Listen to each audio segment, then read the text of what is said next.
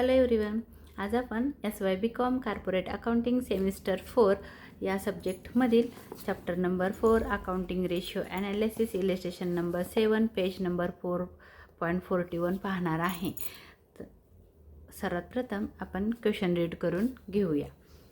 The summarized financial position of Codex Limited Chembur as on 31st March 2025 disclose the following data.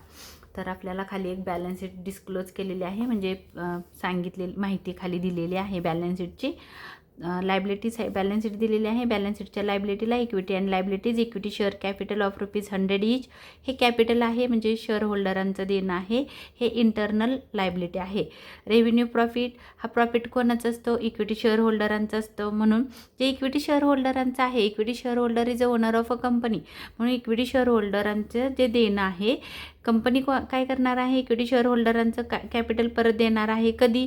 आत्ता नाही, जेव्हा company बंद होईल तेव्हा ही कंपनीच्या दृष्टीनं लायबिलिटी आहे. आणि प्रॉफिट हा साठवलेला रेव्हेन्यू प्रॉफिट आहे, हा प्रॉफिट अँड लॉस आहे. प्रॉफिट कोणाचा असतो? तर इक्विटी शेअर होल्डरांचा असतो. तो डिव्हिडंडच्या स्वरूपात शेअर होल्डरांना वाटला जातो किंवा डिवाईड केला जातो, डिस्ट्रीब्यूट केला जातो. म्हणून हे कुणाला दिलं जातं? जे इक्विटी शेअर होल्डरांना मिळणार आहे ती इंटरनल लायबिलिटी आहे. बिल्स पेबल, बिल्स पेबल म्हणजे आपण गुड्स परचेज केला आहे ऑन क्रेडिट फ्रॉम सप्लायर, सप्लायरकडून तुम्ही बिलांनी गुड्स परचेज केलेला आहे उधारीवर, तर मग हे काय आहे? बाहेरचं देणं आहे. कारण जे होलसेलर आहे तो कंपनीच्या आतला आहे का? नाही, तो बाहेरचा आहे. म्हणून ह्याला आपण करंट लायबिलिटी म्हणतो किंवा त्याला एक्सटर्नल लायबिलिटी. तुम्ही करंट लायबिलिटी लक्षात ठेवा. करंट लायबिलिटी म्हणजे ह्यावर्षी निर्माण झालेली लायबिलिटी, आणि शॉर्ट टर्म असते ती. करंट म्हणजे कमी कालावधी, एका वर्षाच्या आतलं देणं असतं, त्याला आपण करंट लायबिलिटी म्हणतो. करंट लायबिलिटी म्हणजे शॉर्ट टर्म लायबिलिटी. तर इथं आहे bills payable, trade creditors, bank overdraft आणि टॅक्स पेएबल. तर ही तुमची करंट लायबिलिटी आहे, हे लक्षात ठेवा. इंटरनल लायबिलिटी सोडून जेवढी पण लायबिलिटी असते ती करंटच लायबिलिटी असते. म्हणजे ह्याच्यामध्ये 3 प्रकारच्या लायबिलिटीज असतात. आपण ह्याच्या अगोदरच्या लेसनमध्ये बघितलेलं आहे बॅलन्स शीट कशी बनते. एक तर इंटरनल लायबिलिटी असते, किंवा लॉंग टर्म लायबिलिटी असते, किंवा करंट लायबिलिटी असते. एवढीच लायबिलिटी तुमच्या बॅलन्स शीटला दिलेली असते. ॲसेटला बघा, इथं 2 प्रकारचे ॲसेट्स असतात. एक फिक्स किंवा नॉन करंट ॲसेट असते आणि दुसरी करंट असते. करंट म्हणजे शॉर्ट टर्म आणि लॉंग टर्म, फिक्स म्हणजे लॉंग टर्म. जी दीर्घ मुदतीची आहे, म्हणजे एकदा खरेदी केली की आपल्याला पुन्हा पुन्हा खरेदी करावी लागत नाही. जी कॅपिटलमधून खरेदी करतो किंवा परचेज करतो अशा ॲसेटला आपण लॉंग टर्म किंवा फिक्स ॲसेट असं म्हणतो. फॉर एक्झाम्पल इथं दिलेलं आहे बघा, प्रॉपर्टी प्लांट अँड इक्विपमेंट, ही तुमची फिक्स ॲसेट आहे किंवा त्याला आपण फिक्स किंवा नॉन करंट ॲसेट असं म्हटलं जातं. स्टॉक इन ट्रेड, स्टॉक म्हणजे आत्ता आपण स्टॉक काय करतो? दरवर्षी खरेदी करतो म्हणून, किंवा आपल्या शॉपमधला किंवा कंपनीमधला गुड्स संपला की आपण परत खरेदी करतो. म्हणजे ही स्टॉकची प्रोसेस कशी असते? पुन्हा पुन्हा होते. म्हणून stock in trade. Bills receivable, म्हणजे बिल्स रिसिवेबल म्हणजे तुम्ही माल विकलेला आहे उधारीवर, उधारीचा पिरियड किती असतो? 2 ते 3 महिन्याचा असतो. ट्रेड डेटर्स म्हणजे पण तुम्ही गुड्स सोल्ड केला आहे उधारीवर ऑन क्रेडिट, म्हणून हे ट्रेड पण किती महिन्याची उधारी असते? 2 ते 3 महिन्याची उधारी असते. कॅश ॲट बँक, तुम्ही काय करता? बँकेत दरवर्षी किंवा पर मंथ, पर डे पैसे तुम्ही बँकेत टाकत असता, काढत असता. म्हणजे ही क्रिया कशी आहे? सतत होणारी आहे. एका वर्षाच्या आतली जी पण तुमची ॲसेट आहे ती तुमची करंट ॲसेट असते, म्हणजे त्याला आपण शॉर्ट टर्म ॲसेट म्हणतो. म्हणून stock in trade, bills receivable, trade debtors आणि कॅश ॲट बँक ही तुमची करंट ॲसेट आहे. तुम्हाला करंट ॲसेट आणि करंट लायबिलिटी ओळखता येणं खूप गरजेचं आहे. तर पुढं आपल्याला कोणकोणते रेशिओ काढायला सांगितलेले आहे ते पाहूया. The additional information related to the financial year 2024-25 are as follows. Stock as on 1st April 2024 was less by ₹20,000 than the stock as on 31st March 2025. तर हिने आपल्याला सांगितलेलं आहे की जो स्टॉक आहे बघा, हा स्टॉक कधीचा आहे? त्यांनी सांगितलं आहे 31st March 2025चा जो स्टॉक आहे, किती आहे स्टॉक? तर 1,60,000. त्याच्यापेक्षा 20,000 रुपयांनी 1 एप्रिलचा, 1st April म्हणजे ओपनिंग स्टॉक. ओपनिंग स्टॉक कधीचा असतो? 1 एप्रिलचा असतो. आणि क्लोजिंग स्टॉक असतो तो 31st Marchचा असतो. 31st Marchचा स्टॉक आहे 1,60,000, त्याला आपण क्लोजिंग स्टॉक म्हणतो. 1st Aprilचा स्टॉक हा क्लोजिंग स्टॉकपेक्षा 20,000 रुपयांनी कमी आहे. लेस लिहिलं, लेस बाय 20,000 रुपयाने कमी आहे. बाय म्हणजे नी. आणि पुढं सांगितलं आहे दॅट द स्टॉक ऑन म्हणजे इथं 31 मार्च 2025 म्हणजे 31 मार्च 2025 इथला जो हा स्टॉक आहे ह्याच्यापेक्षा 1 एप्रिल 2024चा स्टॉक 20,000 रुपयांनी म्हणजेच 20,000 रुपयाजनी लेस आहे, कमी आहे. पुढं सांगितलं आहे कॅश टर्नओव्हर म्हणजे इथं लिहून ठेवा. कॅश सेल्स आहेत म्हणजे रोखीने विक्री केलेली आहे. गुड्स आपण सोल्ड केला आहे रोखीने म्हणजे पैसे घेतले आणि गुड्स सोल्ड केलेला आहे, गुड्स दिला, ही कॅश सेल्स आहेत हे लक्षात ठेवा. त्याला टर्नओव्हर म्हणजे सेल्स. तर कॅश सेल्स आहे 32,700. रिटर्न्स इनवर्ड म्हणजे आपण विकलेला माल परत आलेला आहे 6,300. आणि क्रेडिट टर्नओव्हर म्हणजे उधारीवर गुड्स सोल्ड केलेला आहे, उधारीवर, त्याला क्रेडिट सेल्स म्हणतात किंवा क्रेडिट टर्नओव्हर म्हणतात. ते 5,73,600 ही आपल्याला इन्फॉर्मेशन गिवन आहे. आता आपल्याला रेशो कोणते काढायचे ते बघूया. You are required to calculate current ratio, liquid ratio, stock turnover ratio, indicating the significant of each ratio separately.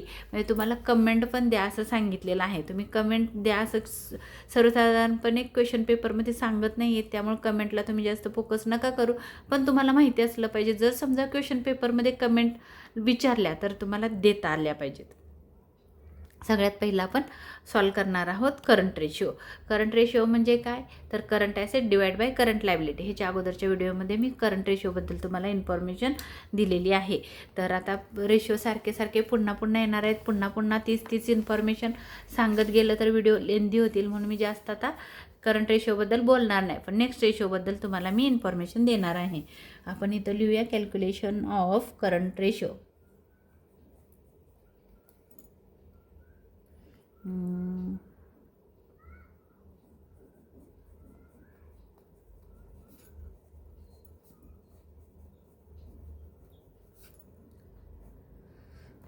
काय झालं calculation of current ratio.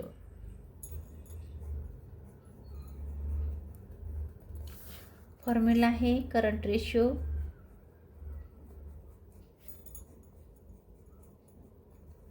Is equal to current asset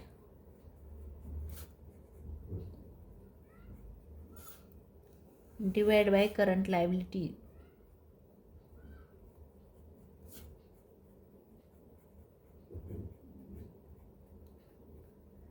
आता हा रेशो तुम्ही लर्न करून ठेवायचा आहे. सारखा येणार आहे. आपण पहिलं करंट ॲसेट कोणते आहेत ते लिहून घेऊया. करंट ॲसेट्स तुम्हाला ह्या क्वेश्चनमध्ये कोणकोणत्या करंट ॲसेट दिलेले आहेत तर तुम्ही बुक्समधून बघायचे आहेत. आपण थोडं असं लिहूया म्हणजे तुम्हाला विजिबल होईल. क्वेश्चन नंबर 7 आहे आपला. तर स्टॉक इन ट्रेड पहिली ॲसेट आहे. Stock in trade. दुसरी आहे बिल्स रिसिवेबल.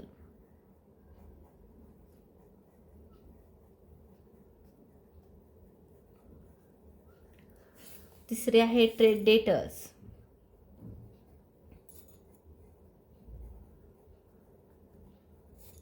आणि चौथी आहे cash at bank. Fourth asset. हे आपल्या करंट ॲसेट आहेत. तसेच आपण ह्याला 1 म्हणूया आणि दुसरं 2 म्हणूया करंट लायबिलिटीज.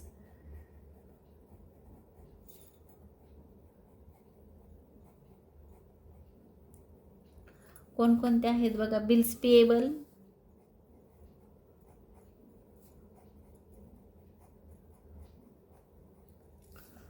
ट्रेड क्रेडिटर्स तुमच्या लायबिलिटी साईडला आहे बघा बॅलन्स शीटच्या. ट्रेड क्रेडिटर्स, बँक ओव्हरड्राफ्ट,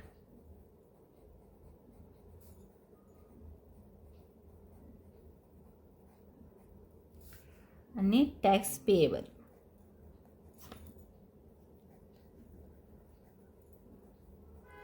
ही तुमची करंट लायबिलिटी गिवन आहे क्वेश्चनमध्ये.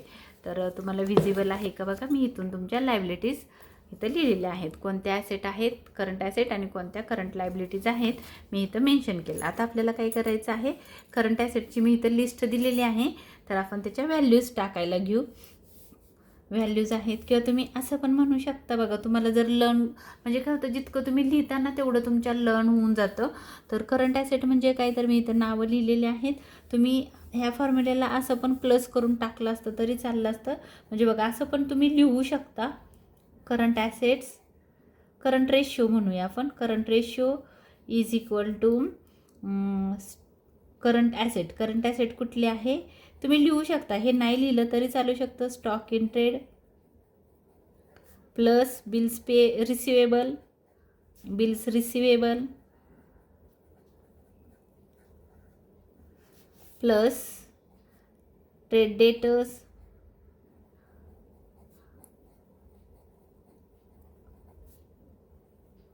Plus cash at bank divide by current liability कोणती आहे? Bills payable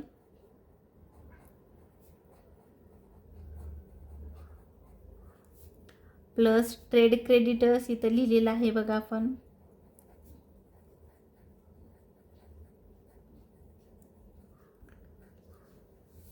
plus bank overdraft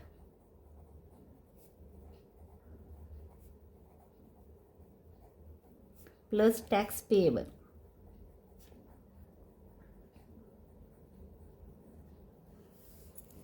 हे आपण नावं इथं लिहून घेतले. आता त्याच्या व्हॅल्यूज इथं पुट करूया.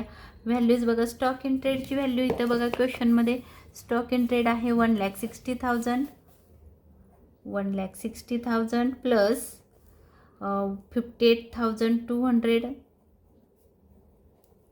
प्लस 2,14,700 प्लस 27,100 डिवाइड बाय लायबिलिटीची व्हॅल्यूज टाकायची आहेत. लायबिलिटीला आहे बिल्स पेएबल आहे 21,000 प्लस 1,20,000 प्लस 50,000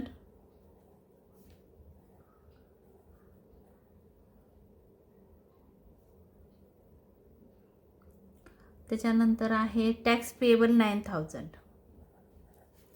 आता ह्याची तुम्ही टोटल करायची आहे. आपण टोटल करूया. मी बुक थोडं साईडला ठेवते. आपण टोटल करून बघूया किती येते. टोटल करूया. 1,60,000 प्लस 58,200 प्लस 2,14,700 प्लस 27,100 टोटल आली 4,60,000. आपण लायबिलिटीची टोटल करूया. 21,000 प्लस 1,20,000 प्लस 50,000 प्लस 9,000 आन्सर आलं 2,00,000 डिवाइड बाय 2,00,000. आता आपल्याला रेशिओ काढायचा आहे. मग कसं काढणार बघा. हा जो पहिला ॲसेट आहे 4,60,000 डिवाइड बाय 2,00,000 आन्सर आलं 2.3. आता नेहमी रेशो लिहिताना त्याच्यापुढे 1:1 लिहायचं आहे. मी ह्याच्या अगोदरच्या व्हिडिओमध्ये सांगितलेलं आहे 1:1 का लिहायचं आहे ते परत एकदा सांगते बघा. 1:1 आपण पहिलं लिहून घेऊया. रेशो आहे 2.3 म्हणजे 2 rupees 30 is equal to 1 rupees 1. आता 1 कसा असतो बघा. 1 का लिहितो आपण. फॉर एक्झाम्पल आपण असं लिहिलं 10 डिवाइड बाय 20 तर आपण काय म्हणणार आहे. थांबा असं करू. 100 डिवाइड बाय 20 तर तुम्ही काय करणार. ह्या झिरोला हा झिरो गेला. 2 1 जा 2 2 5 जा 10 म्हणजे काय म्हणला तुम्ही 2 1 जा 10 2 1 जा 2 आणि 2 5 जा 10 मग तुम्ही काय म्हणला तर आन्सर काय आलं 5/1. हा 1 खाली आहे म्हणजे तुम्ही ह्याला रेशोमध्ये कन्वर्ट कसं करणार 5:1 असं लिहिणार म्हणजे ह्याला आपण रेशो म्हणतो. आणि एक गोष्ट लक्षात ठेवायची आहे. जेव्हा पण तुम्हाला फक्त बॅलन्स शीटचे रेशो विचारतील तेव्हा तुम्हाला रेशोमध्ये लिहायचं आहे 1:1 हे लक्षात ठेवा. म्हणजे बॅलन्स शीटचे रेशो म्हणजे कसं की जी इन्फॉर्मेशन तुम्हाला दिलेली आहे ती ॲसेट अँड लायबिलिटी संबंधी असेल तर आपण ते रेशोमध्ये कन्वर्ट करतो. काय अपवाद आहेत आपण पुढे गेल्यानंतर पाहणार आहोत. पण तुम्हाला युनिट काय म्हणायचं आहे रेशो म्हणायचं आहे. म्हणजे तुम्ही काय म्हणलं 2.3:1 हा आला तुमचा रेशो. आता ह्याचा मिनिंग काय आहे तर बघा पहिली काय आहे ॲसेट आणि दुसरी काय आहे लायबिलिटी. पहिलं लिहिलं ॲसेट नंतर आहे लायबिलिटी. म्हणजे ॲसेट आहे 2.3 म्हणजे काय बघा ॲसेट किती आहे ₹2.30 आणि लायबिलिटी किती आहे 3 पैसे नसतात म्हणून आपण त्याला 30 पैसे म्हणतो. लायबिलिटी आहे ₹1 ₹1 लायबिलिटी आहे. लायबिलिटी म्हणजे देणं किती आहे द्यायचे आहे देणे आहे ₹1 आणि तुमची ॲसेट आहे संपत्ती आहे तुमच्याकडे किती तर ₹2.30 तुमच्याकडे ₹2.30 आहे. तुम्ही ₹1 देऊ शकता का तर देऊ शकता. म्हणजे तुमच्या कंपनीची जी कंडिशन आहे ती गुड कंडिशन आहे किंवा हेल्दी कंडिशन आहे. तर तुम्हाला ह्याचं आपल्याला कमेंट लिहायची आहे. मी कमेंट लिहिण्यात वेळ नाही घालवणार इथूनच सांगणार आहे. इथं करंट रेशोची कमेंट दिलेली आहे. Indicate the short term strength and liability of the business concern. हे नाही लिहिलं तरी चालेल इथून लिहा. In this case the current ratio is 2.30:1. 2.30:1 हा करंट रेशो आहे. It means to discharge the current liability of ₹1. Discharge म्हणजे देऊ शकतो आपण ₹1. The company has ₹2.30 assets sufficiently available. म्हणजे कंपनीकडं ₹2.50 सफिशियंट म्हणजे काय म्हणू आपण योग्य प्रमाणात त्यांच्याकडे किंवा देण्यापेक्षा ॲसेटची किंमत जास्त आहे. ॲसेट तुमच्याकडे जास्त आहे. लायबिलिटी ₹1 पेड करण्यासाठी ₹1 देण्यासाठी तुमच्याकडं ॲसेट जास्त आहे असं इथं इंडिकेट करायचं आहे लिहायचं आहे तुम्हाला तुमच्या रेशोच्या खाली. त्याच्यानंतरचा नेक्स्ट रेशो आहे मी लिहिणार नाही कारण आपले व्हिडिओ मोठे होत जाणार आहेत आणि तुम्हाला शक्यतो रेशो लर्न करायचे आहेत. तर रेशो लर्न करण्याकडे जास्त फोकस करा. कमेंट तुम्ही लिहू शकता कारण हेल्दी रेशो करंट ॲसेटचा काय आहे 2:1 पण आपलं काय आलं 2.3 म्हणजे तुम्ही इथं 2.30 म्हणू शकता कारण 3 पैसे नसतात 30 पैसे असतात. म्हणजे तुमच्याकडे ₹2.30 आहेत.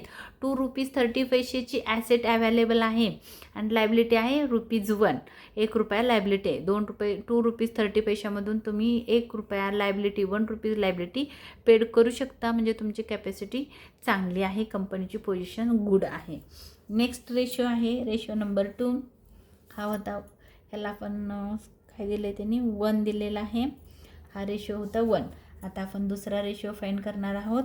काय दिलं आहे बघू. एक मिनिट. रेशोचं नाव आहे लिक्विड रेशो. आता हा खूप नवीन आलेला आहे तुम्हाला.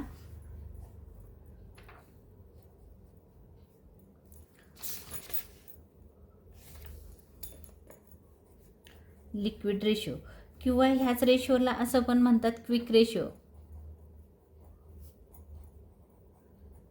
किंवा ह्याच रेशोला असं पण म्हणतात ॲसिड रेशो.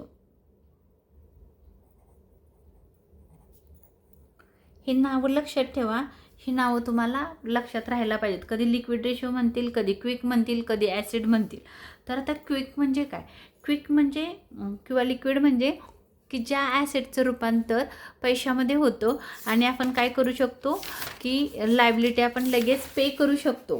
म्हणजे ज्या ॲसेटचं रूपांतर पैशामध्ये होऊ शकतं क्विकली ताबडतोब.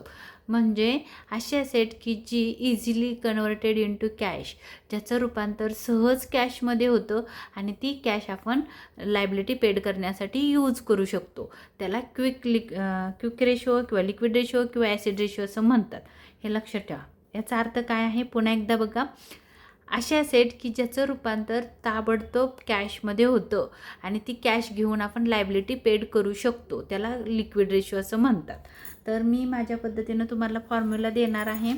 तर आपण बघूया इथं फॉर्म्युला काय येणार आहे तो. मी इथं तुम्हाला फॉर्म्युला माझ्या पद्धतीनं लिहून देणार आहे.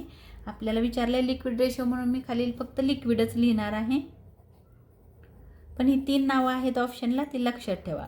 Liquid ratio is equal to current asset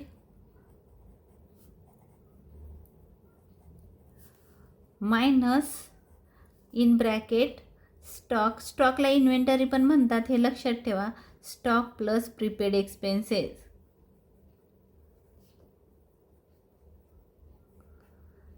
हा आहे रेशो लक्षात ठेवायचा आहे. Divide by current liabilities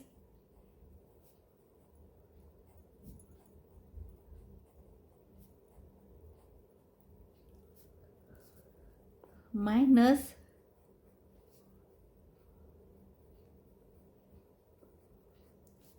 bank overdraft plus outstanding expenses.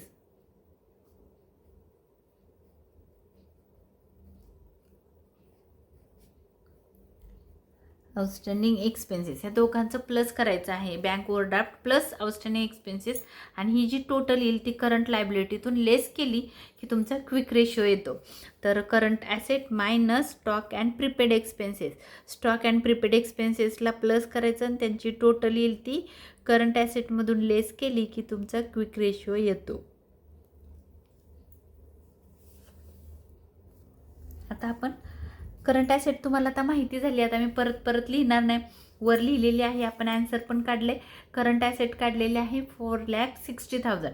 परत काढत बसू नका, वेळ जाईल. तर आपण फॉर्म्युला टाकला. पाहिजे तर तुम्हाला लिहायचं असेल तर तुम्ही इथं लिहू शकता, ही अमाऊंट टाकू शकता. बघा करंट ॲसेट तुम्ही इथं आहे क्वेश्चनमध्ये, इथं पण बघू शकता. करंट ॲसेट तुमची कोणती आहे? Stock, bills payable, receivable, trade debtors आणि कॅश ॲट बँक ही तुमची ॲसेट आहे. तुम्ही इथं लिहू शकता. बघा कसं लिहू शकता, विजिबल आहे का बघा. आपण इथं लिहूया stock in trade,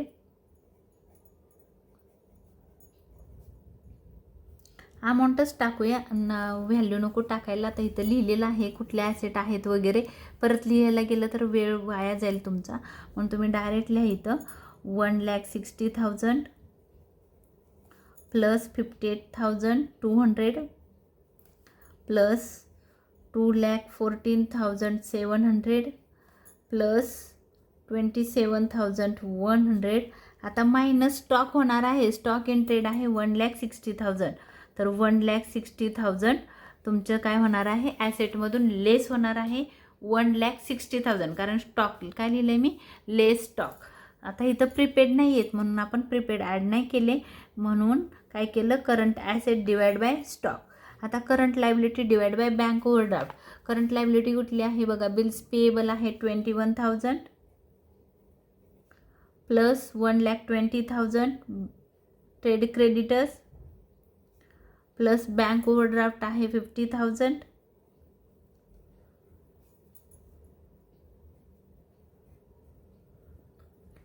plus tax payable 9,000 minus मी काय म्हणलं? आपला फॉर्म्युला काय आहे? मायनस इथं बघा काय केलं आपण?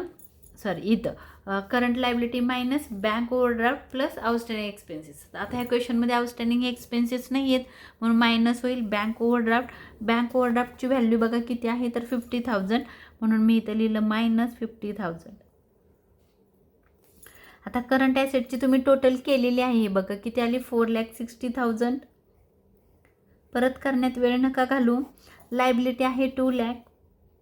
आता थोडं इथं काळजीपूर्वक बघा. आपण काय लिहिलं आहे फॉर्म्युल्यात? Current asset minus stock, minus stock. स्टॉकची व्हॅल्यू किती आहे ती पण आपल्याला माहिती आहे. स्टॉक आहे 1,60,000 मायनस 1,60,000 आणि खाली येईल minus bank overdraft. Bank overdraft आहे 50,000. हा फॉर्म्युला खूप सोपा आहे, लगेच लक्षात राहतो आणि कॅल्क्युलेशन पण सोपं आहे. तर 4,60,000 मधून 1,60,000 गेले तर ॲन्सर येणार आहे तुमचं 3,00,000. तुम्ही करून बघा कॅल्सीवर, ॲन्सर येणार आहे 3,00,000. ह्या दोघांचं मायनस केलं की 2,00,000 मधून 50 गेले तर येणार आहे 1,50,000. आणि ह्याचा रेशो कसा येईल बघा, तुम्हाला रेशो काढून दाखवते. 3,00,000 डिवाइड बाय 1,50,000.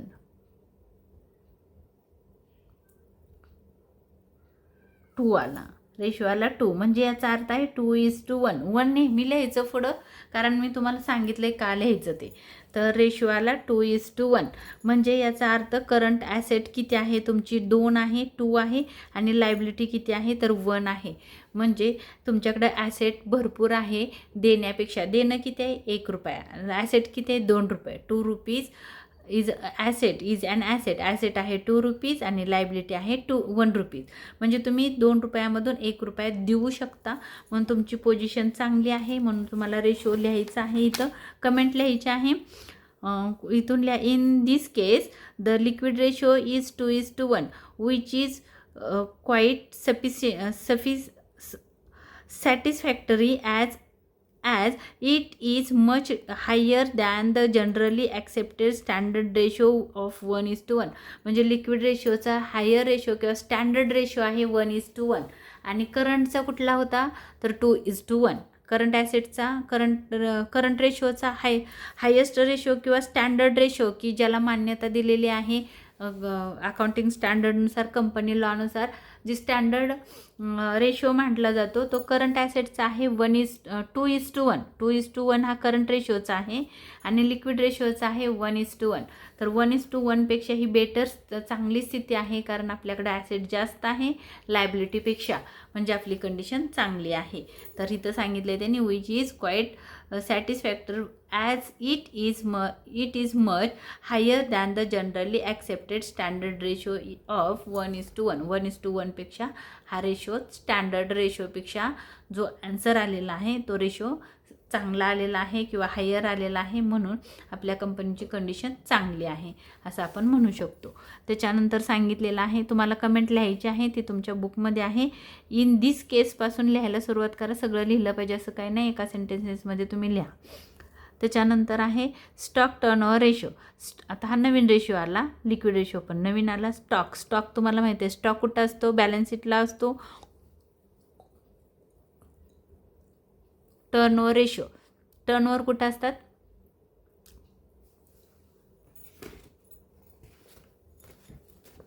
बघा, आपला कुठले अकाउंट आपल्याला गिवन असतात, तर trading and profit and loss account हा अकाउंट एक दिलेला असतो तुम्हाला क्वेश्चनमध्ये, आणि तुम्हाला माहिती आहे हा अकाउंट असेल तर त्याची ही क्रेडिट साईड असेल आणि ही डेबिट साईड असेल अकाउंटची, जर अकाउंटला व्हॅल्यू असतात तर. आणि दुसरं आहे बॅलन्स शीट. बॅलन्स शीट ही स्टेटमेंट आहे, तो अकाउंट नसतो, तर त्याला पण 2 साईड असतात. ही आहे ॲसेट साईड आणि ही आहे लायबिलिटी साईड, आणि ह्यात तुम्हाला ह्याची इन्फॉर्मेशन दिलेली असते. जेव्हा फक्त बॅलन्स शीटवरून क्वेश्चन विचारतात, म्हणजे जे पण तुम्ही नावं इथं यूज करता त्या ॲसेटची किंवा लायबिलिटीची, ती जर लायबिलिटी बॅलन्स शीटची किंवा लायबिलिटीची असतील तर ते रेशोमध्ये त्याला लिहायचं रेशो. आता आपण लिहिलं 2:1, कारण current asset and current liability. आणि स्टॉक वगैरे कुठं असतो तर बॅलन्स शीटलाच असतो. बँक ओव्हरड्राफ्ट कुठं असतं? इथंच असतं, म्हणून आपण बॅलन्स शीटवरून लिहिलं, त्याला आपण रेशोमध्ये कन्वर्ट केलं.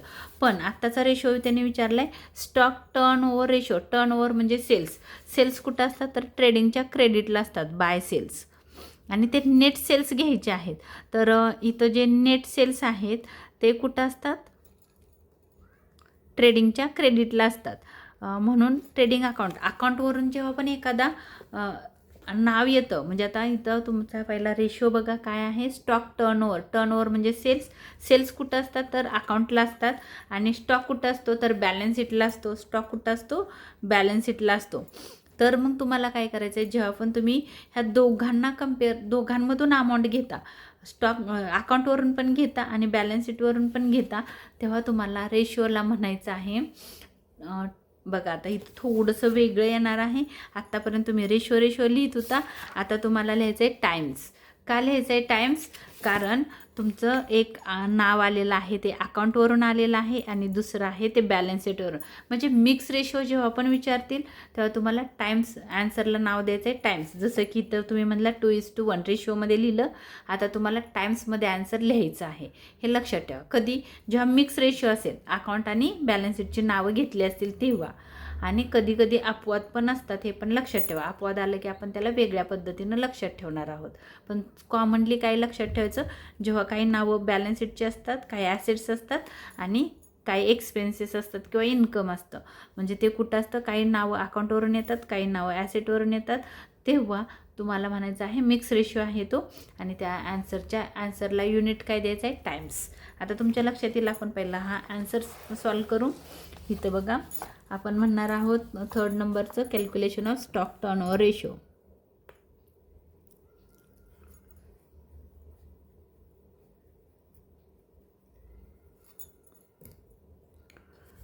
कॅल्क्युलेशन ऑफ स्टॉक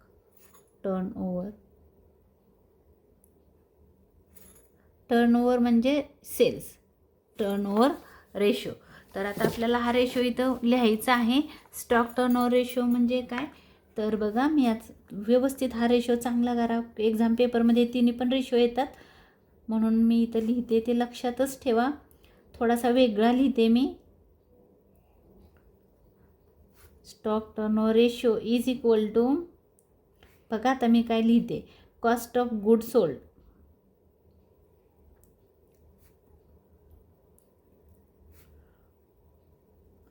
ऑर मी टाकते इथं रेड पेननी. ऑर म्हणजे किंवा दुसरं आहे नेट सेल्स. 2 रेशो तुम्ही यूज करू शकता. Net sales divide by average stock. Average stock. आता नीट लक्षात ठेवा. आता जर तुम्हाला क्वेश्चनमध्ये कॉस्ट ऑफ गुड सोल्ड काढता येत असेल तर हा यूज करायचा. आणि आता ह्या क्वेश्चनमध्ये आपल्याला ना जी पण इन्फॉर्मेशन दिली त्याच्यामध्ये कॉस्ट ऑफ गुड सोल्ड काढू शकत नाही. पुढे गेल्यानंतर सांगणार आहे तुम्हाला कॉस्ट ऑफ गुड सोल्ड म्हणजे काय. तर ह्या क्वेश्चनमध्ये आपल्याला सेल्स दिलेले आहेत बघा. आपण दुसरा आहे नेट सेल्स घ्या किंवा कॉस्ट ऑफ गुड सोल्ड घ्या. आता तुम्हाला तर पुढे गेल्यानंतर मी सांगेनच कॉस्ट ऑफ गुड सोल्ड म्हणजे काय. बट ह्या क्वेश्चनमध्ये तुम्हाला कुठं दिसत नाही की ते कॉस्ट ऑफ गुड सोल्ड आहे म्हणून, किंवा नाव कुठं दिसत नाही. पण आपल्याला सेल्स दिसत आहेत.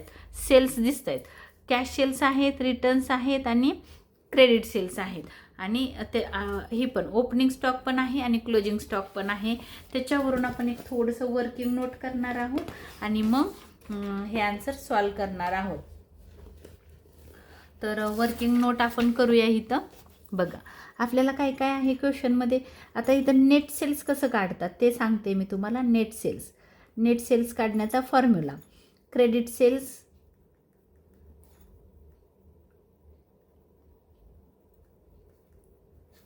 Plus cash sales less return inward.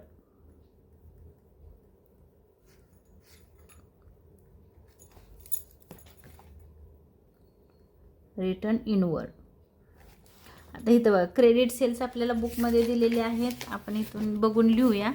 Credit cells इथं दिलेले आहेत बघा. क्रेडिट सेल्स आहेत 32,700. क्रेडिट सेल्स आहेत. कॅश सेल्स आहेत 5,73,600. आणि ह्या दोघांची टोटल करायची आहे आणि त्याच्यातून आपल्याला लेस करायचं आहे रिटर्न इनवर्ड. अमाऊंट आहे लेस 6,300. तर आपण ह्याला लेस करून काढून घेऊ म्हणजे नेट सेल्स आपल्याला मिळतील.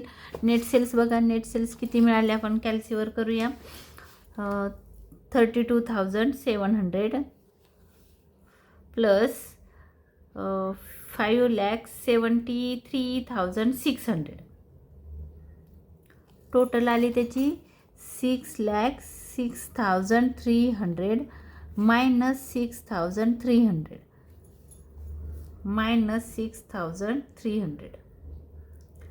व्हॅल्यू आली 6 लाख. नेट सेल्स आले 6 लाख.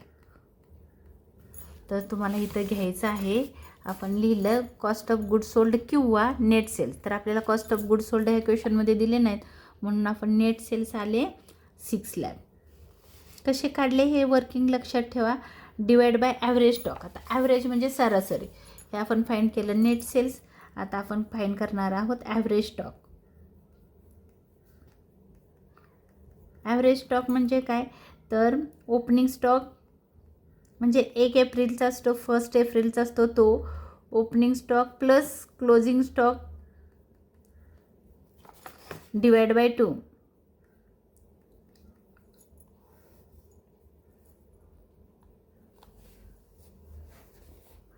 क्वेश्चनमध्ये बघा तुम्हाला इथं 1 एप्रिलचा ओपनिंग स्टॉक सांगितला आहे लेस by 20,000 than the stock of 31 March 2025.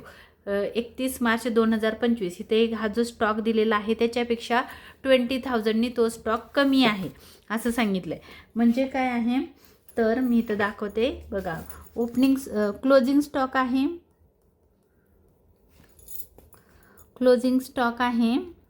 1,60,000. त्याच्यातून लेस करायचं आहे लेस 20,000. लेस केले 20,000 आले किती 1,40,000. इज हा आहे ओपनिंग स्टॉक. ओपनिंग स्टॉकची व्हॅल्यू आहे 1,40,000. त्याने आपल्याला क्वेश्चनमध्ये इन्फॉर्मेशन दिली की क्लोजिंग स्टॉकपेक्षा ओपनिंग स्टॉक 20,000 रुपयांनी कमी आहे. तर मग ओपनिंग स्टॉक किती आला 1,40,000 प्लस क्लोजिंग स्टॉक तुमच्या बुकमध्ये इथं आहे बघा 1,60,000. जो 31 मार्चचा असतो म्हणजे बॅलन्स शीटला दिलेला असतो 31 मार्चचा, तो असतो क्लोजिंग, आणि 1 एप्रिलचा असतो तो ओपनिंग, डिवाइड बाय 2. किती येतं आहे बघा, 1,40,000 प्लस 1,60,000, 3 लाख आलं, डिवाइड बाय 2, 1,50,000. 1,50,000 हा आला ॲव्हरेज स्टॉक. काय फाईंड केला आपण, ॲव्हरेज.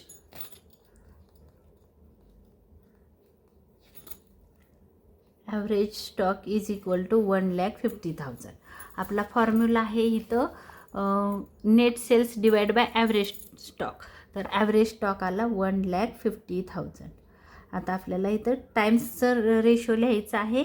आपण इथं करून बघू. 6 लाख डिवाइड बाय 1,50,000.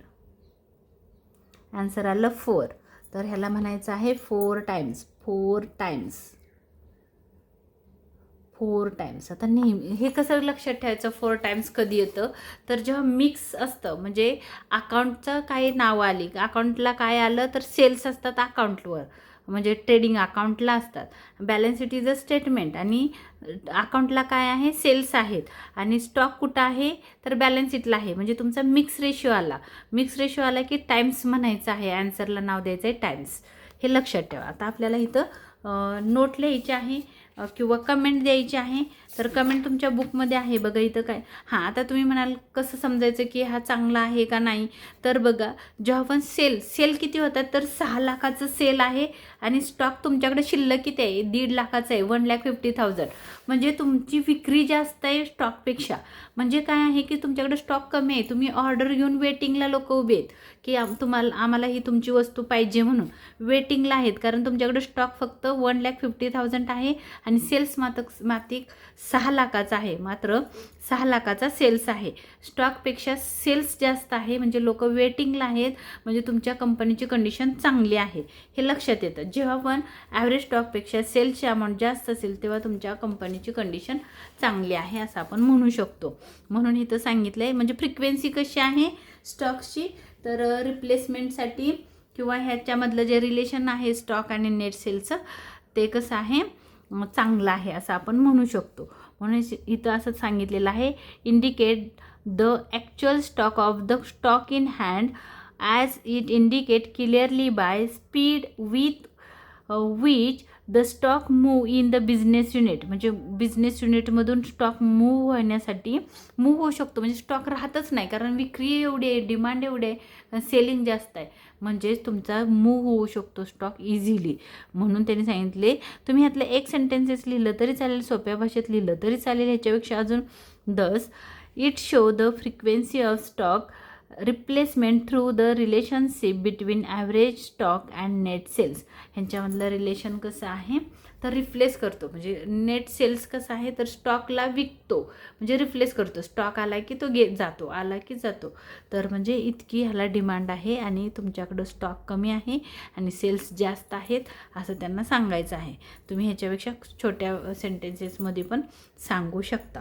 आणि शक्यतो काय करा, तुम्ही रेशो लर्न करण्याकडे भर द्या. जास्तीत जास्त रेशो तुम्ही लर्न करा. आणि लक्षात ठेवा, जेव्हा आपण स्टॉक टर्नओव्हर रेशो येईल, कधी मी म्हणेन नेट सेल्स डिवाइड बाय, बघा थोडंसं सांगते, 2 मिनिट पण नाही लागणार आहे. 2 फॉर्म्युले आहेत, हे लक्षात ठेवा. हा खूप महत्त्वाचा रेशो आहे स्टॉक टर्नओव्हर रेशो. तर तो 2 प्रकारे लिहिला जातो. स्टॉक टर्नओव्हर रेशो हा कसा आहे तर एक तर म्हणतात net sales divide by average stock. हा एक फॉर्म्युला आहे. जेव्हा तुम्हाला सेल्सबद्दल इन्फॉर्मेशन असेल तर तुम्ही हा यूज करा. जेव्हा सेल्स गिवन नसतील क्वेश्चनमध्ये तेव्हा हा ऑरचा दुसरा एक आहे, stock turnover ratio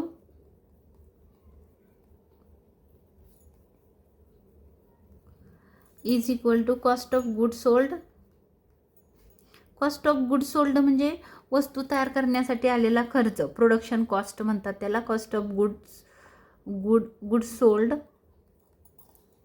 divide by divide by average stock. आता जर तुम्हाला कॉस्ट ऑफ गुड सोल्डबद्दल इन्फॉर्मेशन दिली असेल तर हा नका वापरू फॉर्म्युला, हा यूज करा. हे 2 फॉर्म्युले ऑर आहेत, हे लक्षात ठेवा. जेव्हा जी इन्फॉर्मेशन तुम्हाला सहज उपलब्ध असेल ती इन्फॉर्मेशन टाकून तुम्ही हे रेशो फाइंड करू शकता. तर लक्षात ठेवायचं आहे, जेव्हा मिक्स रेशो असतात तेव्हा तुम्ही टाईम्स म्हणायचं आहे. जेव्हा लायबिलिटी किंवा बॅलन्स शीटचे रेशो असतात तेव्हा तुम्ही त्याला रेशो म्हणायचं आहे. आणि फक्त अकाउंटचे रेशो असतील तेव्हा तुम्ही त्याला पर्सेंटेजचं साईन देणार आहात. काही प्रत्येक असं जास्त होईल असं नाही, काही गोष्टीला अपवाद असतात, पुढे गेल्यानंतर तुमच्या लक्षात येईल. तर हा माझा व्हिडिओ आवडला असेल तर लाईक करा, शेअर करा, सबस्क्राईब करा, कमेंट करायला विसरू नका. धन्यवाद.